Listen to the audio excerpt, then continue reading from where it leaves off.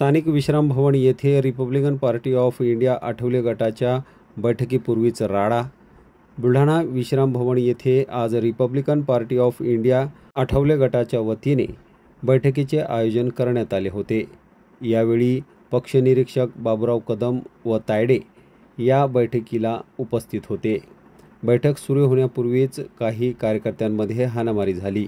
ही बैठक जिल्हाध्यक्ष निवडीसाठी घेण्यात आली होती।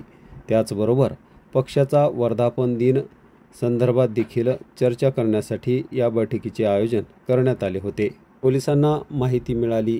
यानंतर पोलीस घटनास्थळी पोहोचले असता त्यावेळेस वाद करणारे कार्यकर्ते तेथून पसार झाले होते।